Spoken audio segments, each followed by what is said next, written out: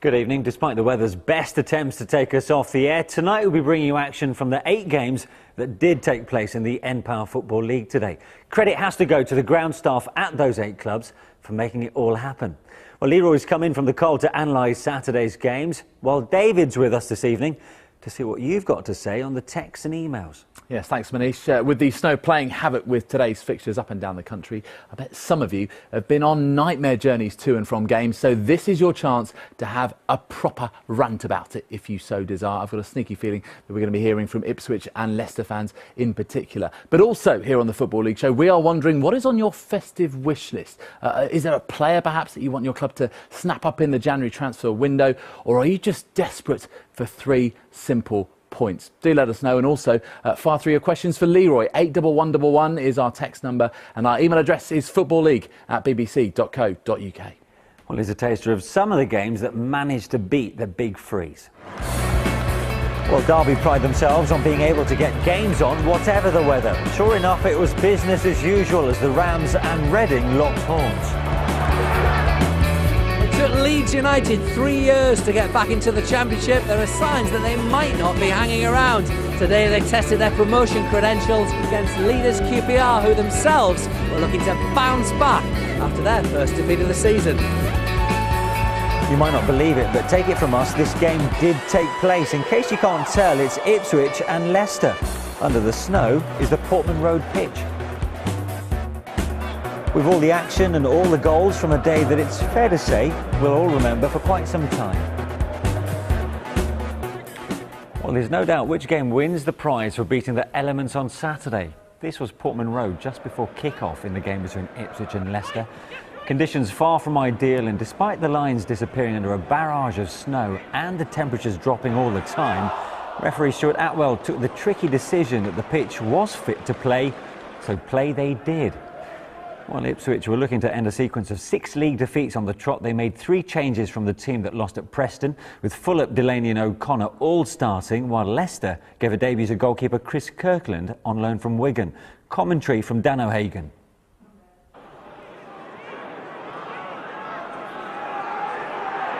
Wellens with a through ball here for King. Here comes Fulop, and it's a good sliding take by the Hungarian goalkeeper. Andy King, 8 league goals so far from midfield. He's had a really good season again, the Welsh international. That's going to go Ipswich Town's way. 5 snowy minutes gone at wintry Portman Road. Well, Sven had the Ivory Coast in the summer. We're a long way from the Ivory Coast, aren't we, with these conditions? I know it's a wintry game when the orange ball comes out. And by O'Connor. Back across goal, and it's going to fall here to Fallon. And Norris! Ipswich lead. David Norris with his 3rd league goal this season. It's a big goal for Roy Keane as well. Fallon's little knockback here for Norris to strike it. He's a true strike as well, and the opening goal comes the way of the home team inside of 6 minutes. Delaney across goal, then Fallon here tees up Norris. Ipswich lead. Shane O'Connor forward. On the chase here, Scotland with Miel Vitor, the defender, the Portuguese. Miel Vitor gets it away. Ipswich with the 1-goal advantage. In the centre is Scotland, and also in there Rory Fallon. It's going to be a Gianni Zyvalon throw here. One of many low knees for both teams on view this evening. In by Zyvalon, looking for Fallon. Delaney's in there as well. Here's Colback. Fallon towards O'Connor. Came off O'Connor too. Keeper's smart throw, but picked up by Kennedy. And here's Jason Scotland still. Good strong play. Out comes Kirkland. Goalkeeper's ball. And Scotland with 5 league goals so far. Was at the beginning of play the joint top scorer for the club. Now Norris is 1 ahead of him. Here's Norton, who scored a fine goal with a surge from this position against Doncaster last week. Zyvalon's header down is a good one here. Here comes Norris. Norris for Scotland. In slides Miel Vitor, who could be caught out here. It's with Jack Colback. Colback's ball in. There's Rory Fallon. His header is well fielded by Chris Kirkland. No real power there to overly trouble the on-loan Wigan goalkeeper. But of course the conditions do introduce a whole new factor to the goalkeeper's duties on a night like this. This is Colback for Ipswich. Colback given away. It's been a stop-start game so far, but it's understandable given the conditions. Yuki Abe. Now Richie Wellens. Wellens forward for Darius Vassell. Vassell and Delaney come together. Free kick goes Leicester's way. Delaney can be a fairly brutish centre-back. He began his English career with Leicester some decade ago. Played in the Premier League for them too. A handful of games for Leicester.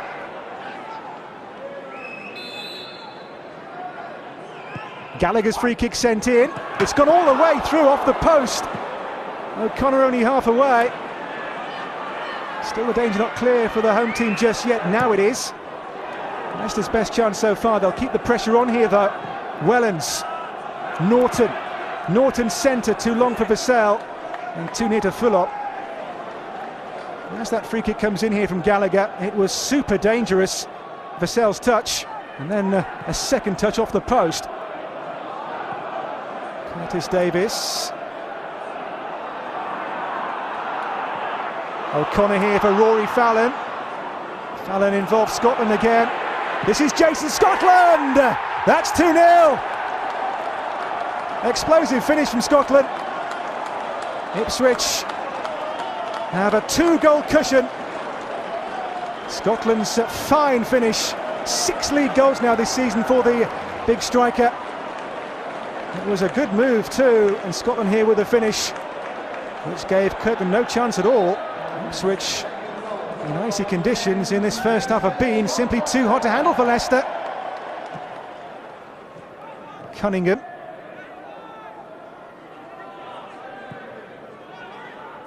Fallon, good control and a clever ball to involve Scotland here. With him he's got O'Connor.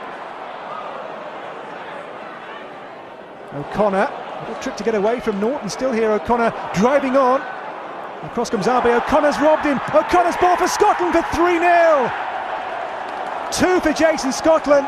Ipswich now are coasting here in the snow. Abe was out-muscled, out-thought there by Shane O'Connor. His first start since a League Cup tie with Crewe back in August. Back in the team today and back in making a big impact too. Chase on for Scotland again here. Across comes Davis who slides the ball away. Well, there's the half-time team ready to spring into action. And they could be the game's key players, couldn't they? O'Connor for Scotland.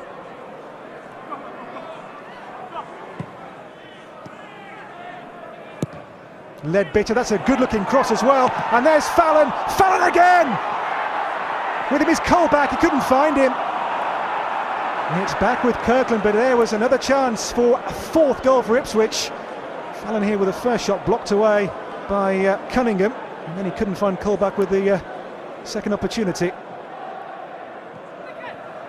Vassell, neat take. That's Vassell forward, a good ball too to get Gallagher in business here. Paul Gallagher's shot is much too tame to really trouble Martin Fulop. A rare sight of goal for Leicester. They still play on, and he will not want this game to be truncated at all, Roy Keane. Scotland. In goes that cross, and it's going to come to Fallon here for Ipswich Town. Fallon. This is O'Connor. Shane O'Connor over the crossbar. Well, he's never scored a senior goal, but he's had a really industrious display so far tonight. Good effort here from the young Irishman. Well, the 2 managers here getting a briefing from Stuart Hatwell. And this does not look good. Roy Keane is furious here. Here's the referee making a decision to abandon the game.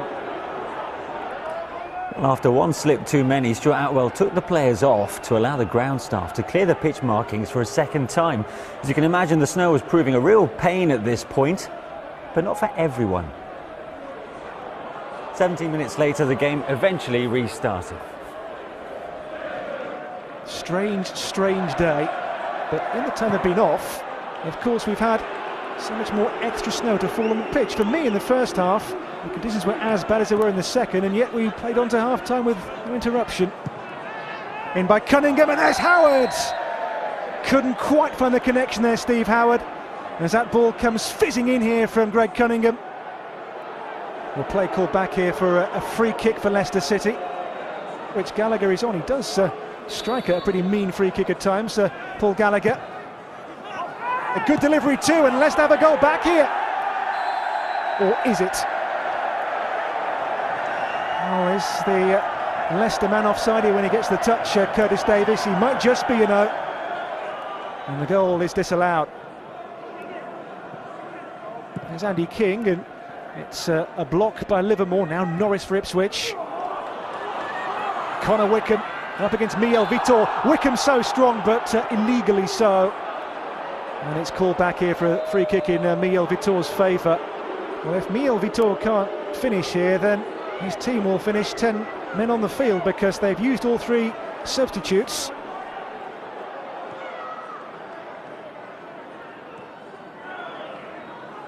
It's going to be picked up here by Zyvalon. Zyvalon now for Connor Wickham. It's Connor Wickham across the face. And there was almost a touch there from Norris, who was sliding in to try and get the 4th goal for Ipswich, his 2nd of the game, but just a fraction too long for him from Connor Wickham. Did Wickham go for goal himself here? I think he might have done. Norton. And towards Steve Howard here, his header on, and King for Fryatt. It'll be a corner. Leicester then sends a chance for a consolation. No more than that surely now as we enter added time. Taken short here, it's Vassell's clip in. Howard the target, it's going to come here to Yuki Abe! Deflection, and Fryatt just wide. His 2 league goals came in East Anglia this season against Norwich back in the autumn. He goes close late on. Oh, massive. We was on a terrible run. You know, we was under a lot of pressure. We were being dragged down towards the bottom of the league. We needed a win big time today, and you know, we produced today. Yeah, a really good win for Ipswich amidst extraordinary scenes at Portman Road. And I'm not being biased about this first question, because everybody will be asking it. Should that game have gone ahead in the first place? Well, the referee deemed it playable, and he's got to start it if it is playable. And it looked perfectly fine. I thought both teams, you know, coped really well with it to start off. As for Stuart Atwell, I mean, he hasn't helped himself in the past, the referee, it's fair to say. But you've got to feel sorry for him, because he was in a no-win situation. He's, you know, 28-year-old referee.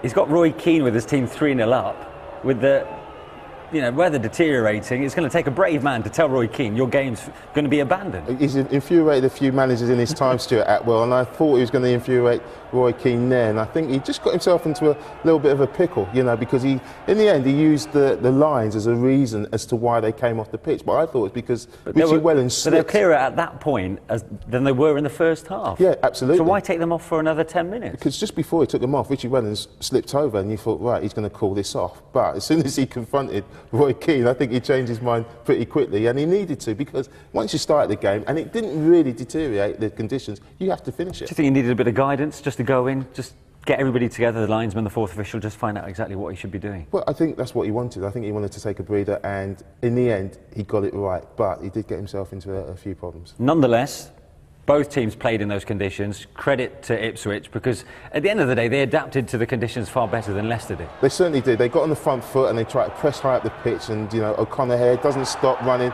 and that kind of showed how they played throughout the game. You know, they kept going, they really tried to press Leicester, didn't really let them off the hook. This is Abbey, you know, he just runs past the ball and he takes it off him again when he should clear it, and it's a nice little tapping for Jason Scotland, and that just epitomised their attitude, not only to the game but to the conditions. And after what's been a disastrous run, what difference will this one result make on the pressure that's been mounting on Roy Keane? Well, they needed to break that hoodoo. The worst form in 15 years, you know, they lost 6 in a row. They certainly didn't want that to carry on. So that win will give them a lot of confidence and take the pressure, not just off Roy Keane, but the players as well.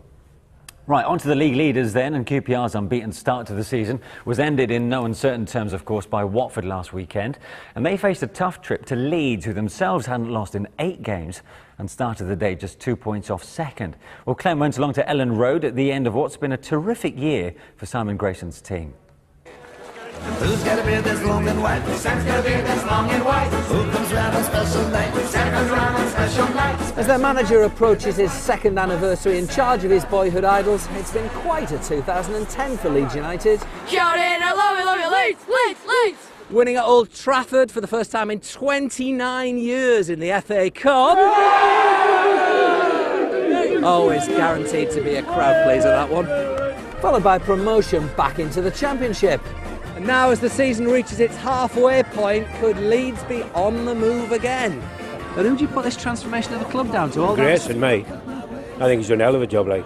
Total confidence in Mr. Grayson. He's a superb man, isn't he? I mean, he proved what he could do at Blackpool, and he could get us out of the lower league. That League One were horrendous. As you approach this second anniversary, how does managing Leeds compare to how you expected it to? Being a Leeds fan, I suppose, I knew what it was all about. But when you're in the hot seat on a daily basis, you do realise what it really means to people, and loving every minute of it. There's a lot of pressure on you, but that's what you come into the industry for. You see managers leaving in the last few weeks with jobs that you think are quite secure. I'm at a football club that I love being at, and hopefully I'll be here for many more years to come. Must be Santa, must be Santa, must be Santa, Santa Claus. Don't want to go? No. Why? Because if we go up, we're likely to be losing every game, and the away days won't be as good. Really hoping that we can get in that top six. Really, really hopeful for that. Would it be too early for you if you did? No, don't see why not. I think we're like every other team in the division. When you get to sort of certain place in the divisions, you think you've got a chance. Who's got a big red cherry nose? Santa's got a big red cherry nose. Who laughs this way, ho, ho, ho? It's almost impossible to visit Ellen Road without bumping into one or two players from their golden era, a team that still trips off the tongue 40 years later. Sprague, Rainey, Cooper, Harvey, Remnant, Charlton, Hunter, Lorimer, Clark, Jones, Giles, Gray. Eddie, what did the old-timers make of the new generation? Well, just now, I mean, I've watched every game this season. I mean, I think they're playing very well. I mean, I think Simon's got a very strong squad. And looking at the division, I don't see any reason why we can't get automatic promotion. When you're winning, you think you're never going to lose, you know, and when you're losing, you think you're never going to win. So there's nothing like a few wins, which Leeds have had now, to get the momentum going, get the confidence going, get the crowd behind them, and it keeps winning keeps everybody happy. This is not an easy league, this. League One was an hard league as well to get out of. We found his feet in this, and we're really chuffed for him. The thing now is to keep it going and keep it going, you know. Got an hard game today. QPR's a good side. How are you feeling about things after last week? Last week was a debacle, but it was a blip, and I think we're going to come back roaring. Blip. We all have them, don't we? You go to work, you have a blip. We had a blip. I just hope we can just come back today and just show what a good team we are. I thought last week we really let ourselves down.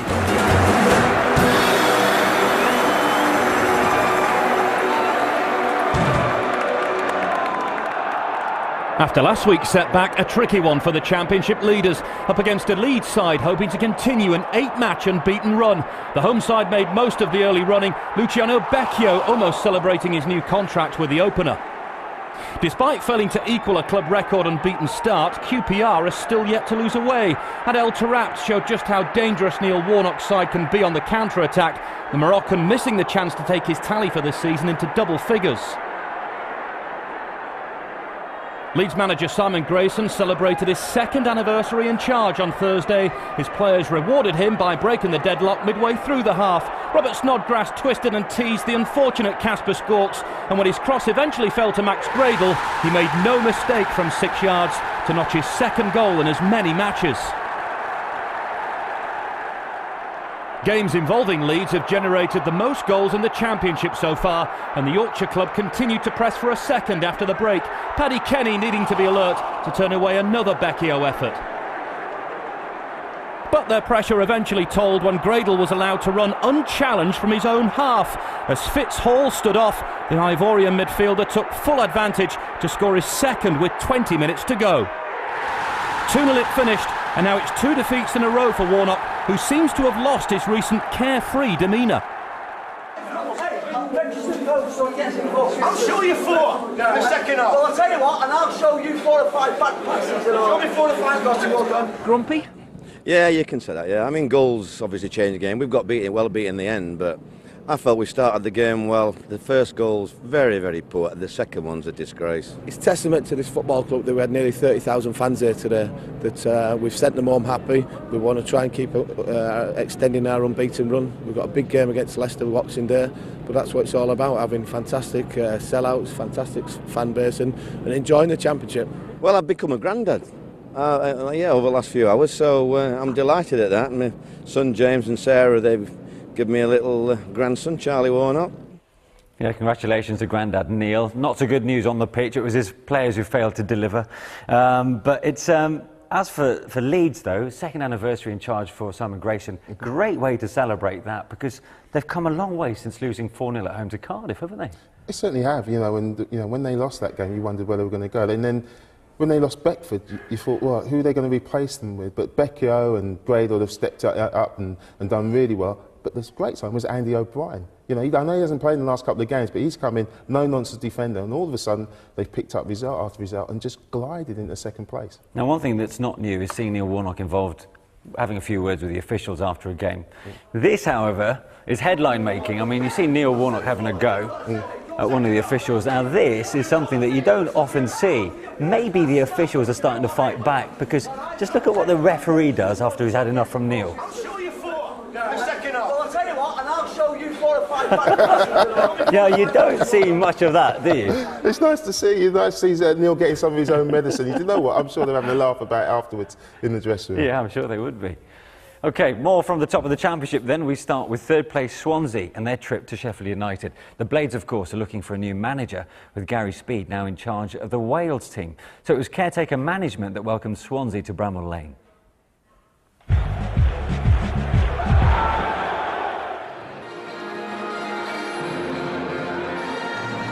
Gary Speed's decision to take control of the Wales national team has once again left Sheffield United looking for a new manager this season.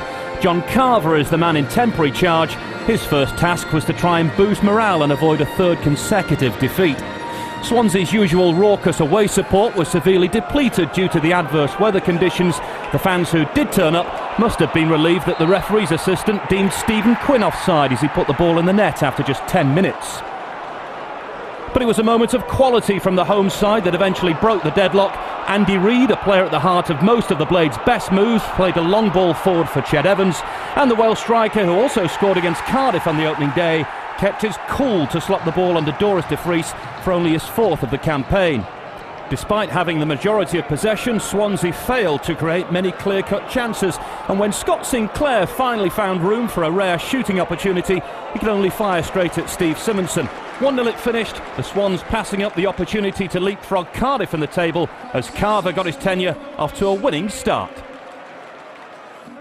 The only chance that they had in the game, obviously we conceded from, so that we had decent control of the first half without creating as much. But I thought our reaction second half was magnificent, and we just couldn't quite get the finishing touch to what was some terrific play. Everybody's going to want to know now whether you want the job, fancy it. Listen, I'm not thinking about it. I really mean that. I know people give it lip service and say, well, just to try and keep people off the scent. But I'm not interested in that. All I'm interested in doing is a job for this football club. I've got a contract. I'll honour the contract. I'm here to stay unless somebody else doesn't want me. Norwich fans were happy to welcome back Grant Holt for the trip to Coventry. The striker had been suspended last weekend when his side's 6-game unbeaten run came to an end against Portsmouth. The Canaries had won just once in 30 years at Coventry and were lucky not to concede a penalty in the first half. The pitch tripped Michael Nelson, who in turn tripped Clive Platt. Then, with just over half an hour played, Coventry were reduced to 10 men. Aaron Gunnarsson slipped in the icy conditions before lunging in on Henry Lansbury. It was a straight red card for the Icelandic midfielder as the game suddenly swung in Norwich's favour. Coventry had kept 4 consecutive clean sheets before this fixture, but they were found wanting by Norwich's key man this season. Grant Holt, heading in Russell Martin's cross, scored his 5th goal in 5 matches.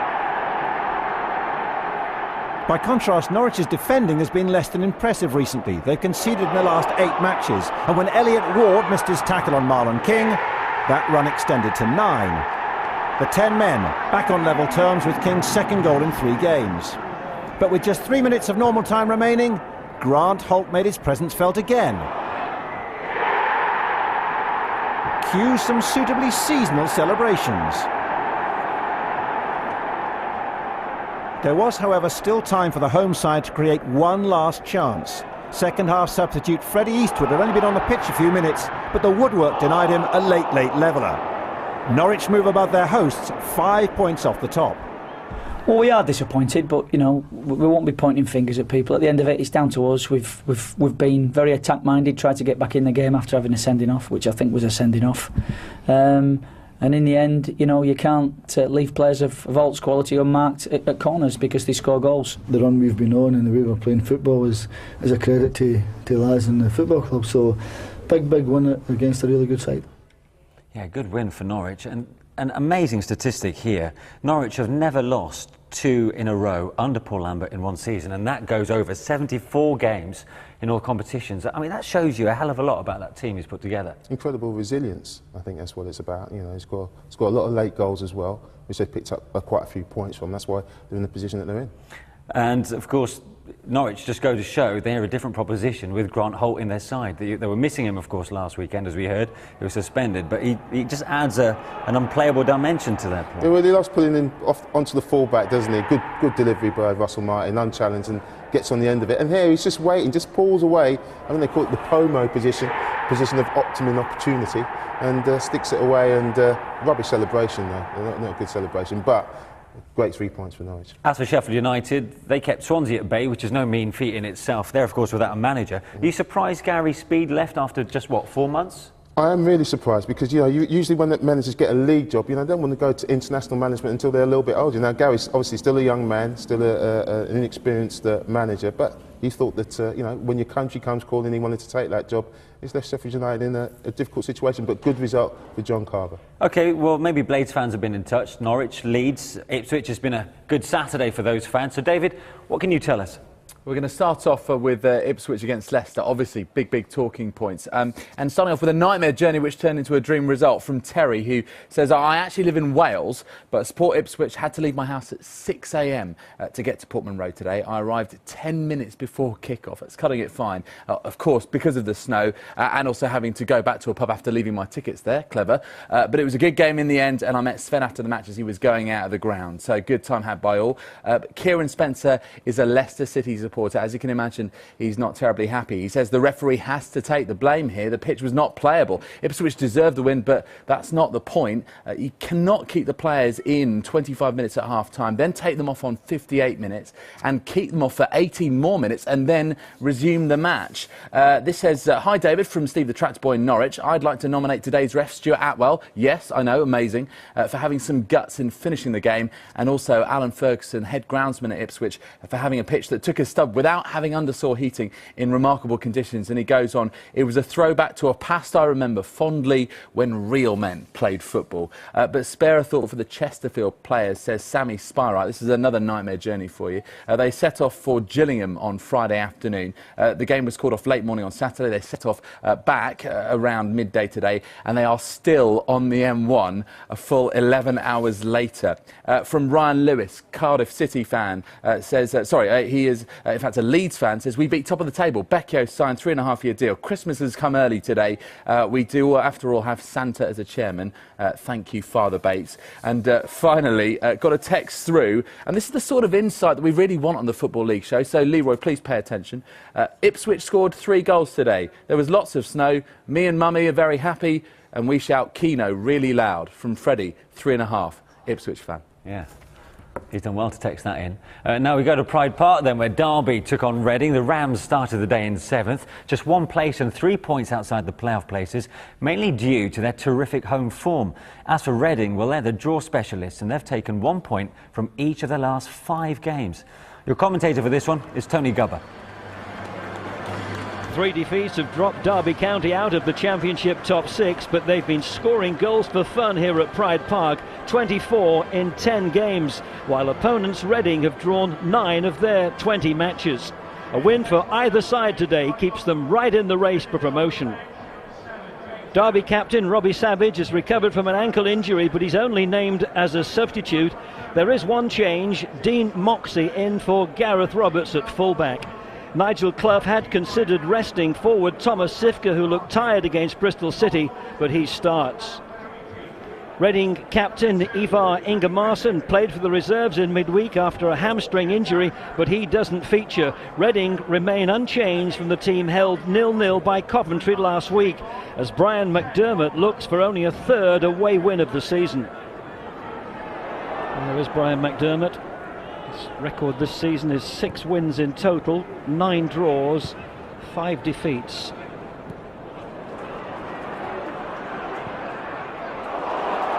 Now here's Luke Moore.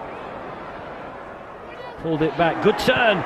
Very good turn. Oh, what a good shot as well by Bueno. Struck the inside of the far post. And the front two for Derby County linking up there really well. And it's got Nigel Clough on his feet. Luke Moore able to control the ball, slide it back, and it's that little drop of the shoulder which set up the chance for the Spaniard. Denied only by the woodwork. Well, that's going to be a free kick. Sifka trying to slot it through.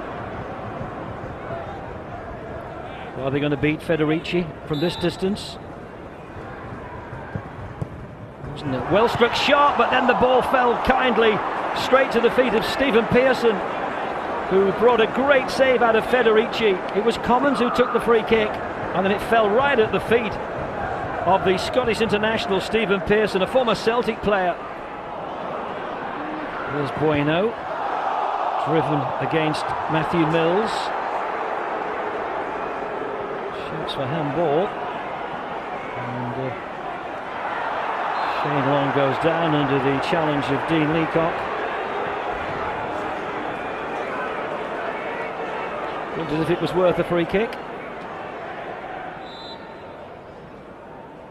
Just over half an hour played. Reading with a free kick. Whipped it with pace. Oh, and it's going to drop in, is it? Cleared off the line. Brian McDermott, conscious that Reading could have taken the lead there.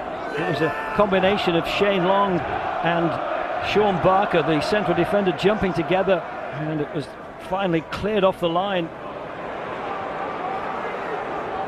This will be a Derby County throw, taken by Brayford. Here's Bueno. Moves it on to the fullback. Here's Brayford again. It's done well. On the turn, Luke Moore! Oh, brilliant. Really brilliant save by Federici. Luke Moore brings the best out of the Reading goalkeeper. Really good work by the player on loan from West Brom, and it needed a top draw save to deny him.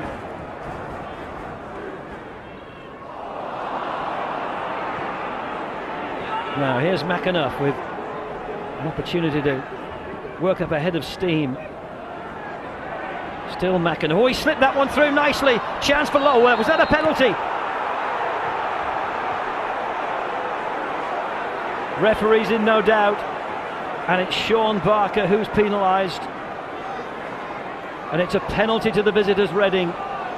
Just a yellow card for the defender, who got across to tangle with Shane Long after the ball was slipped through to the Reading striker, and it was just a catching of his heels. It might have been accidental, and it's Shane Long himself who will take the penalty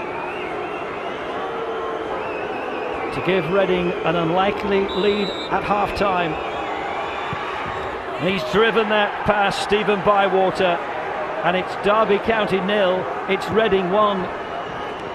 It's the 5th of the season for Shane Long.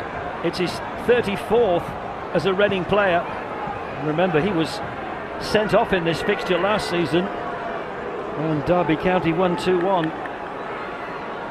And Robbie Savage beginning to stretch his legs along the touchline.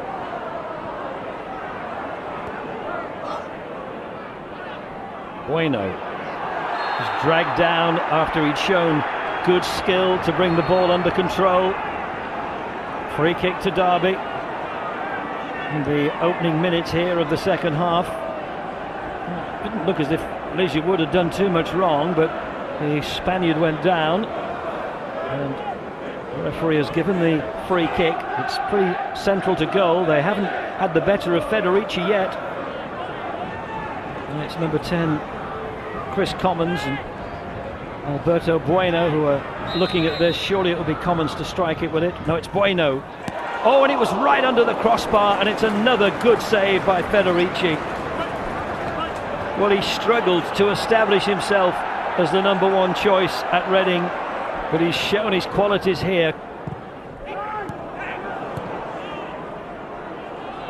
Here's Hunt. That's broken kindly for him. Here's Hunt. Good save by Bywater, right-handed, just got enough on the ball to direct it past the foot of the post. Otherwise, Reading were 2 up. It was a glorious opportunity for the Irishman.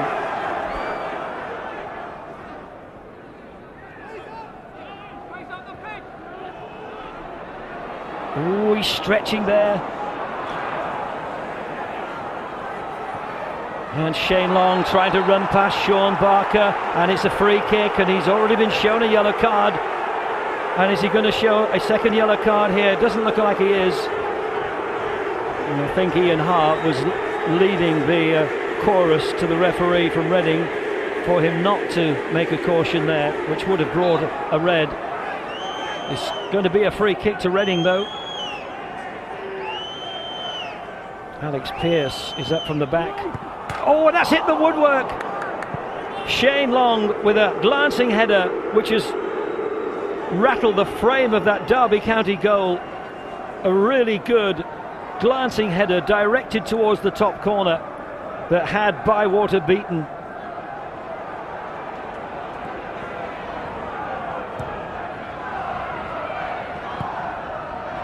In comes the cross from Mike Commons. He's done it again. That man, Chris Commons, such an important player for Nigel Clough and Derby County. The Scottish international moves onto a dozen goals for the season, but he wasn't being marked. He just gets ahead of Andy Griffin. He just seemed to push the Reading fullback out of the way and planted that header inside the post. It's Derby 1, it's Reading 1.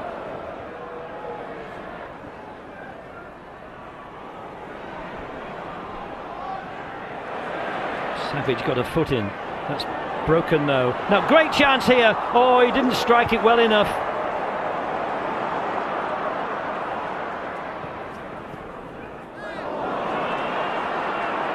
Bueno. That's into the middle. Oh, brilliant save again from Federici. Absolutely unbelievable to deny Luke Moore. How many saves is he going to make? Well, he's certainly got a goalkeeper's hat-trick. There's been 3 at least of top quality. Commons, who played it across the 6-yard box. Luke Moore, who got to it. But again, the Reading goalkeeper to the rescue. Neither side looks as if they're going to settle for 1-1. Here's Sifka, who drifts past one challenge. Gets inside McAnuff. Still Sifka. Here's Bueno. Out wide now to Green. Shouts for handball. Oh, and then a shot which had Federici diving through the air. Sifka, who struck it. It's gone wide, but there were strong shouts then by Derby County players for a penalty and a handball. McAnuff took a deflection off Moxey, and Barker, the central defender, can bring it away. And that's a very good ball to pick out Commons. He's made Luke Moore go wide. Well, he might have pulled that back to Bueno, who had a better sight of goal just to his right.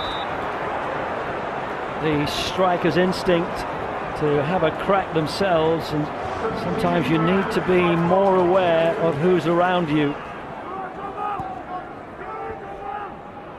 Now, McAnuff, normally the left winger. That's not a bad ball in. Oh, it's a winner! It's a winner! And it's that man, Shane Long, again. Reading with a second goal to break Derby County's hearts with 2.5 minutes left to play of the 90. The defence looked spread. There was nobody to challenge Shane Long. And it wasn't a difficult header for the Reading striker. He kept his eye on the ball and he's put it into the back of Derby's net, and it's Derby 1, it's Reading 2.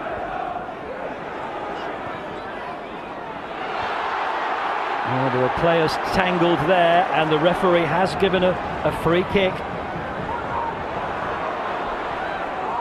Porter, who was fouled.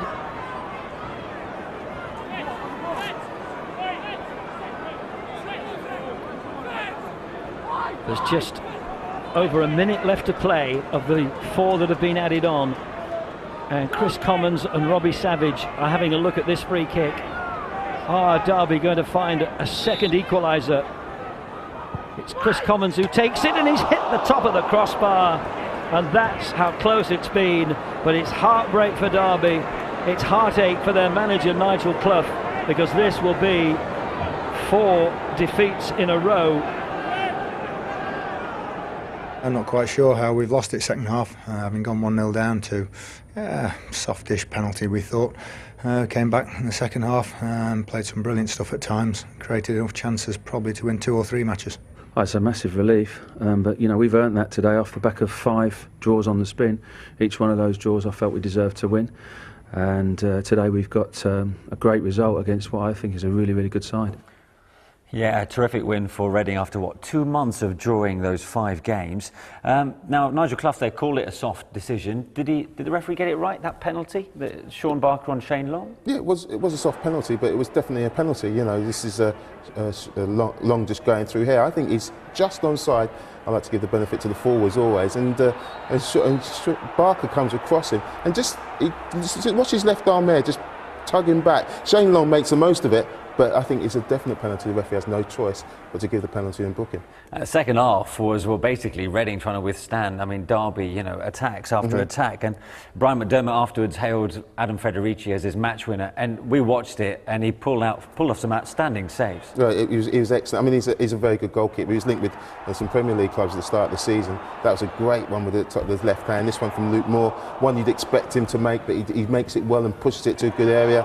This one, again, just really in the centre goal, but this was the best one. He just makes sure stood up as long as he could, and Luke Moore didn't have much of a target to hit, and he certainly was a match winner today. What about his opposite number, Stephen Bywater? He's been in and out because of injuries. I know Frank Fielding's been in between the sticks for Derby, but was he at fault for the late winner when Shane Long popped up? He'll be disappointed, because the ball that came in, McAnuff, he looks like it's a floaty one, but he actually drives it in, and he gets caught halfway in between. He wants to come and catch it, but then he realised the ball is driven and he can't get there. Obviously the Derby defence is well spread, the fullback doesn't get round on the cover, and Shane Long's brave. Usually your centre forward gets absolutely smashed by the keeper. Yeah. On this occasion, Bywater didn't get there. That's 4 defeats on a spin now for Derby. Should their fans be worried by this? Do you know what? You've got to look at their performance. They played well today. Second half, made a couple of changes, came out. It's fine lines for the last few weeks, isn't it? Absolutely. I don't think they've got anything to worry. They're still playing well, but not getting the results. Well, let's round off the remaining games in the Championship then. 3 games in all, starting with the match that took place on Friday night between Doncaster and Middlesbrough.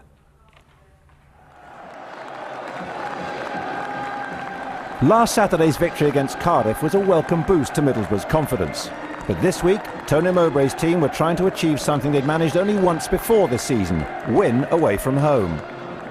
Looking to make a strong start against a lively Doncaster, Borough couldn't have wished for better. Less than 4 minutes had been played before Marvin Emness set up Scott McDonald. That was only the 5th away goal Borough have scored in the league all season. Rovers were looking to bounce back from a 5-1 thrashing at the hands of Leicester last weekend. Billy Sharp did all the hard work here, and James Hayter levelled for the hosts midway through the first half.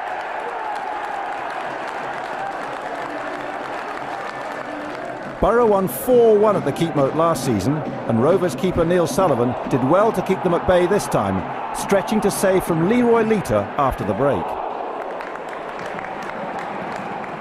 And when the visitors were in on goal again soon after, they probably wished that it was Leiter in the right place instead of defender David Wheater. Rovers did have chances of their own to win the match. Had Dean Shields managed to catch out Borough keeper Jason Steele, it would have been a spectacular winner. All set for a draw then. Until the 4th minute of added time, Brian Stock hadn't scored since March 2009, but a helping hand from Steele changed that. No time for a Middlesbrough response, but a welcome return to form for Doncaster.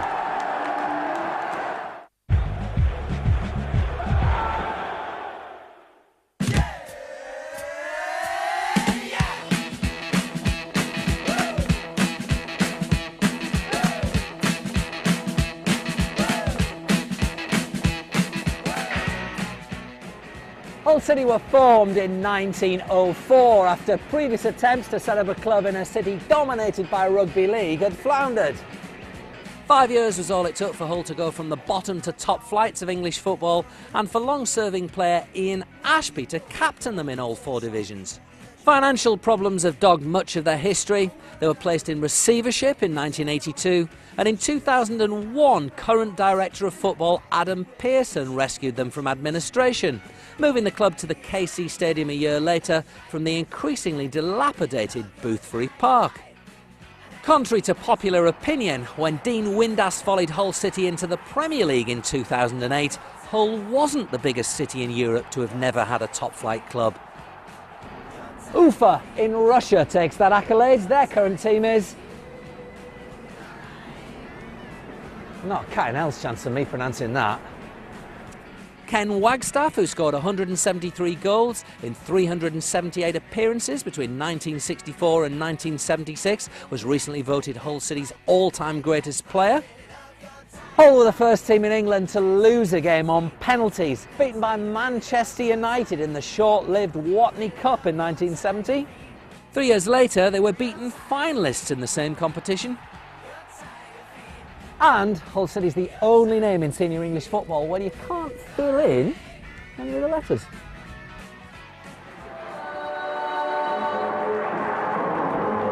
Things are looking up off the pitch at Hull City as Asemani Habhalam finally completed their takeover of the club this week.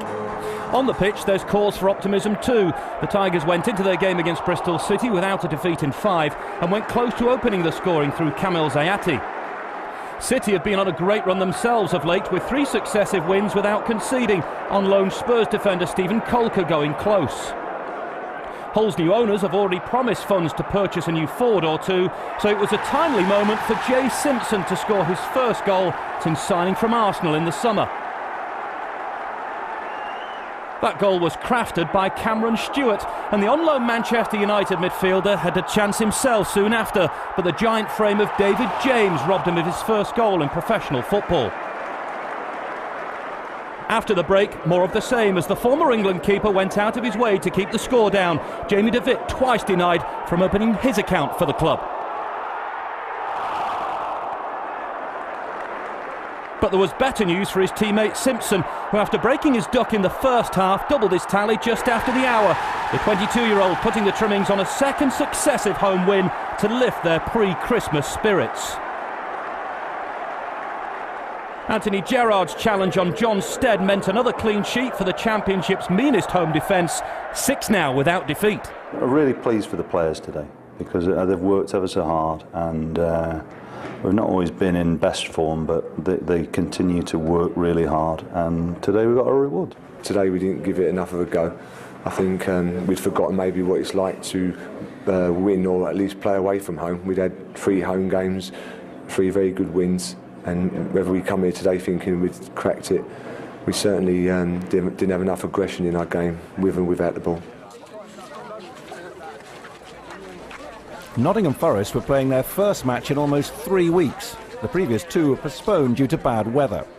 It meant players and supporters were able to pay their respects to former Forest goalkeeper Dale Roberts, who died during the week.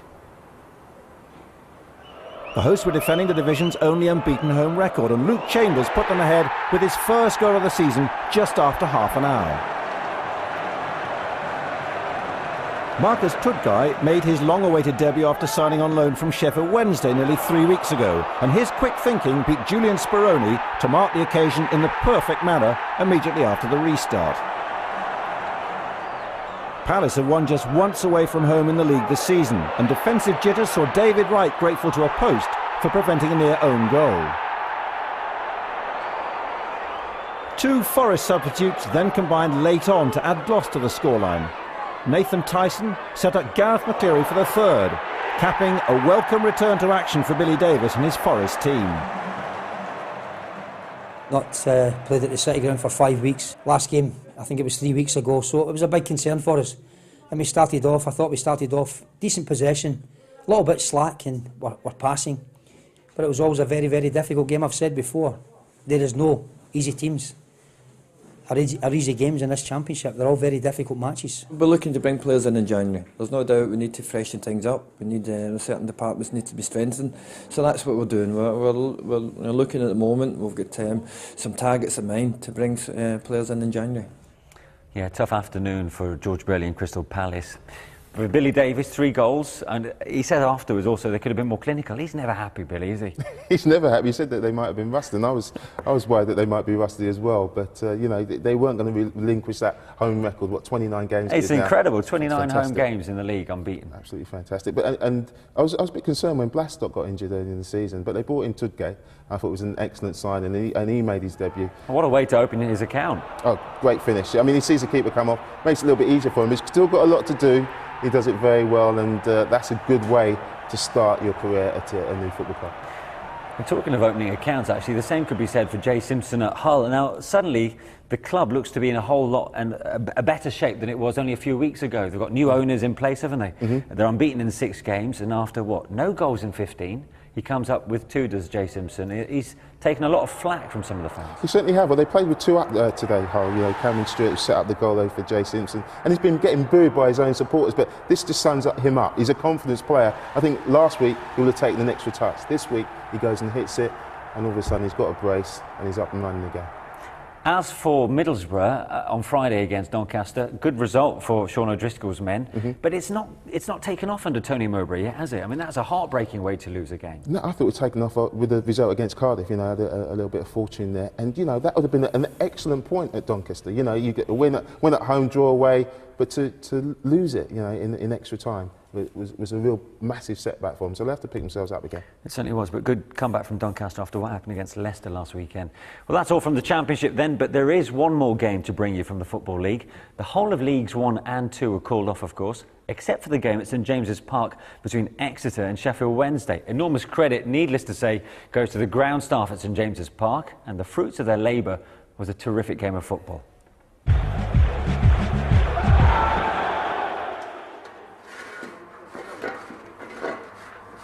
A run of 4 wins in 5 gave Sheffield Wednesday the chance to return to the League One summit for the first time since August, so they must have been pleased to see their game at Exeter survive the big freeze. Plenty of Wednesdayites made the tough trip southwest, but the Grecians are no pushovers at St James's Park. They've lost only once at home this season in the league, and they went ahead thanks to Jamie Cureton, the journeyman striker grabbing his 9th of the season. Last week, the Owls came back from a goal down to thrash Bristol Rovers 6-2. It took them less than 2 minutes to equalise in this one. Tommy Miller's effort just crossing the line. Cue another big score. Well, it took until the second half for another goal, but it was worth the wait. How about this one from young Liam Sercombe? Only the 4th goal of his career, but surely the most memorable. And 2 very quickly became 3. The Owls' defence gave Scott Golborn a second chance, and he took it gratefully. Mickey Weaver not a happy keeper as Wednesday headed for a second successive defeat on the road.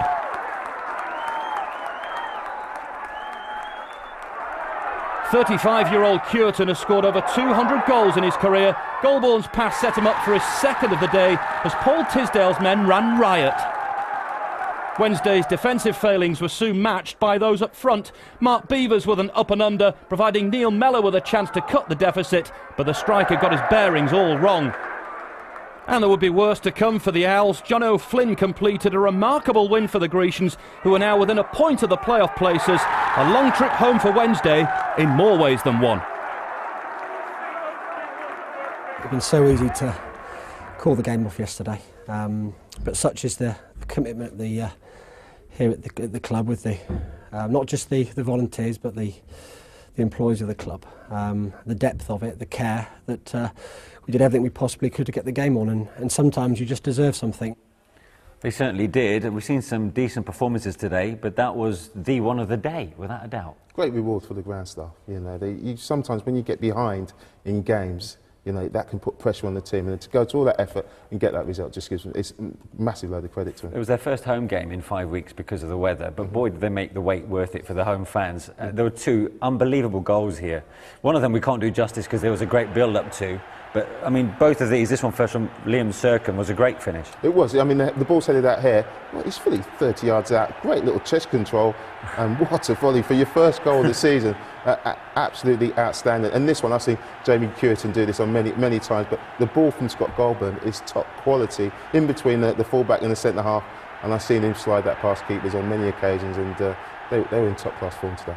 And this was against a Wednesday team who could have ended the day top of the table in that division. Well, they'll be hoping the game is called off, in all honesty. Alan Irvine will be disappointed with that, especially after thrashing Bristol Rovers last week 6-2. Yeah. So they'll just have to bounce back. Can't imagine how that journey is going to fare for the Sheffield Wednesday fans as they make their way home from that long journey from St James's Park. So, David, have you hearing from many Exeter fans after that terrific result? Yes, we are, Manish. Jordan Willicott, in fact, has emailed us at Football League at bbc.co.uk and says, just want to praise the Exeter City manager Paul Tisdale. 2 trips to Wembley, 2 promotions, beating Leeds and destroying promotion candidate Sheffield Wednesday. Keeping Tisdale and getting Ryan Harley to sign a new contract would be my Christmas present. Oh, and I'll have promotion for my birthday present as well, by the way. Hello there from Gareth in Basildon says, my Christmas wish list as a Pompey fan is that we sign Liam Lawrence permanently. Really has been our linchpin this season. I dread to think where we would be or where we will be if we don't manage to secure him. Hi guys, Mark the Hull City Tiger on my Christmas list. I'd like to see Aaron McLean from Peterborough and Charlie Austin from Swindon Town. Mark Winfield's a Forest fan, says I'd love us to see Aaron Ramsey on loan for longer. Marcus Tudguy permanently if he can perform like he did today, solve our long-standing left back and left wing problems. From Jordan, all I want for Christmas is 3 points. At the moment, Cardiff City's bus is on a downhill ski slope. Yes, 1 win in their last 7 for the Bluebirds. Ryan Charrington says, great turnout from the Palace fans today. We were seeing it all the way through the game. We travelled through awful weather and traffic on the motorway, watching an awful performance. So upsetting, but I will keep the faith. But back into League One to hear from Jordan Thorpe, Sheffield Wednesday fan. We definitely need to strengthen in January, as we were missing a couple of defenders today and we found out we need a tough tackling midfielder too. But as you heard, it was the only game in League One or League Two to get on today. So massive shout out to Exeter groundsman Clive Pring and his staff. Did a superb job. But spare a thought for Colchester, who are still on their way back from Bristol Rovers. Their game was called off. 12 hours on the road. Good luck getting home, guys, and thanks for all your Christmas messages. Make sure that they all come true, hopefully. See you next week. Cheers, David. Well, let's have a look at how the 9 games over Friday and Saturday have affected the table. In NPAL League One, only the one game, of course. Sheffield Wednesday missed out on the chance to join Brighton at the top of the table. They've now played more games than any other side in that division. Exeter's impressive win moves them up 4 places. They're now just a single point outside the playoffs. As for the Championship, QPR lost a 2nd consecutive game, of course, and that result at Ellen Road sees Leeds up into 2nd, and they're looking good now. Norwich's win at the Rico sees them leapfrog Coventry, and an indication of how tight this league is, Reading and Nottingham Forest wins today sees them jump from 14th and 15th to 7th and 8th, respectively. Preston and Scunthorpe didn't play, of course, at the weekend, but the good news for those two is that Palace and Borough couldn't pull away from them after losing this weekend. Sheffield United, Hull and Ipswich also gained much-needed wins. And a reminder that we're on the red button until midday. We're also on Freeview until 10:25. Highlights of all the weekend's games, as usual, will be on the BBC Sport website. Our next offering, incidentally, is on Boxing Day at 11:45 on BBC One. Hopefully, the weather will be a bit kinder to us then. Leroy, thanks for your company this evening. Thanks to David as well, of course. Have a great Christmas. See you on Boxing Day. Good night.